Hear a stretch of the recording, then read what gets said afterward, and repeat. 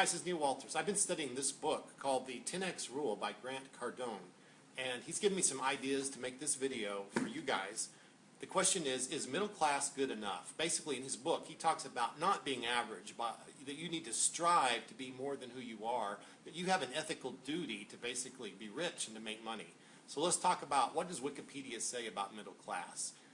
This is straight from Wikipedia. It says it commonly divides the middle class into two subgroups consisting of roughly 15 to 20% of households is the upper professional middle class consisting of highly educated salaried professionals and managers. Constituting roughly 1/3 of households is the lower middle class consisting mostly of semi-professionals, skilled craftsmen, and lower level management. So now, let's go to the next slide. A little more about the middle class. Sociologists William Thompson and Joseph Hickey estimate an income range of roughly $35,000 to $75,000 for the lower middle class and about $100,000 or more for the upper middle class. Of course, these ranges vary depending upon the person you talk to. But the question is that enough? Can you really live on that? This group, now this is a quote exactly from the 10X Rule book here, so I want to give credit to Grant Cardone. He says this group is being hammered by something called the middle class squeeze, a situation in which increases in wages fail to keep up with inflation for middle income earners. Persons belonging to the middle class frequently find that their dependence upon credit, worsened by the collapse of the housing market, prevents them from maintaining a middle class lifestyle, making downward mobility a threat. Most feel like they are part of the working class and not the middle class. And this is also from his book. Someone who's making $60,000 a year pays $50,000 in taxes, $15,000. If that person is lucky, he or she is left over with $45,000 a year, and with the dollar being constantly devalued, that's worth in today's dollars about $32,000 a year for home, school, insurance, food, car payments, fuel, medical emergencies, vacations, and savings. Does this sound desirable to you? Basically, do you feel like you are juggling your funds each and every day or throughout the month? He also says middle class was a dream sold to countless Americans as a good goal toward which they should strive. Yet in reality, it is really only close to good and probably better described as a mousetrap with a big fat piece of cheese on it. He says that he contends that middle class is the most suppressed, restricted, and confined socioeconomic demographic in the world. And yet most of us are happy with saying, we're middle class. Meanwhile, the wealthiest class, or the wealthiest people, the wealthiest 5% of people control over $80 trillion. Now, I'm going to switch now, and I'm going to give you part of another course that I've been putting together called The Science of Getting Rich from a very old book by Wallace Wattles. And these are some quotes from the first chapter of his book, basically talking about it's okay to be rich. We shouldn't be ashamed of wanting to be rich. He says there is nothing wrong in wanting to get rich. The desire for riches is really the desire for a richer, fuller, and more abundant life, and that desire is praiseworthy. I mean, who doesn't want a more abundant life? He says no one of these is holier than the other, talking about mind, body, and soul.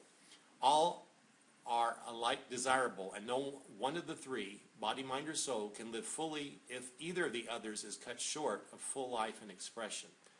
It is not right or noble to live only for the soul and deny mind or body, and it is wrong to live for the intellect and to deny the soul or the body. We are all acquainted with the loathsome consequence of living for the body and denying both mind and soul. And we see that the real life means giving the complete expression of all that man can give forth through body, mind, and soul. Whatever he can say, no man can really be happy or satisfied unless his body is living fully in every function, and unless the same is true of his mind and soul.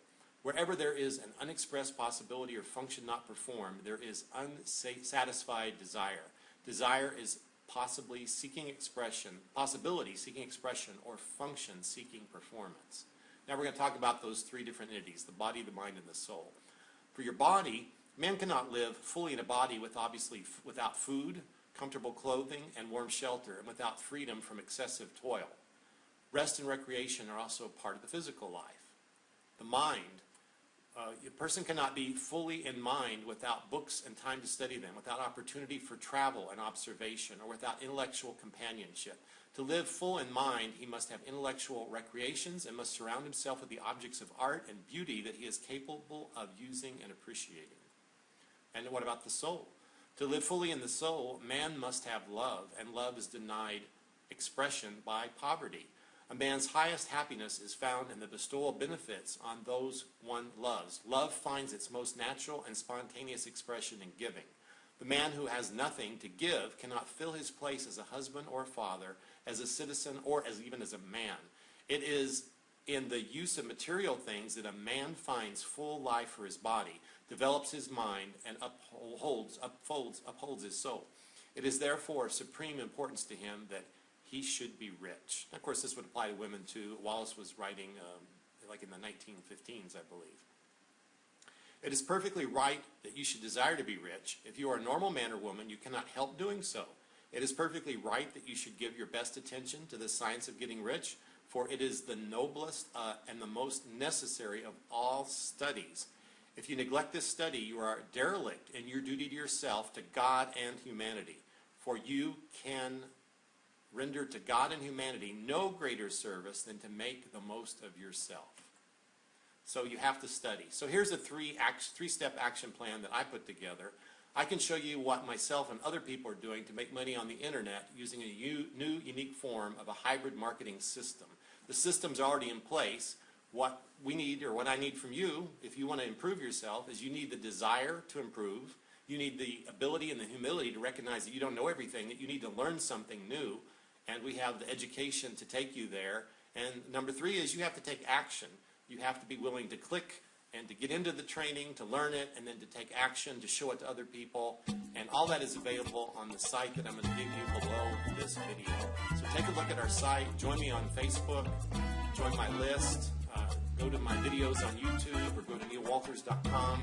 And I'll be glad to give you more information along these lines. It's been good talking to you, and I want to see you on the inside after you join up. Talk to you later.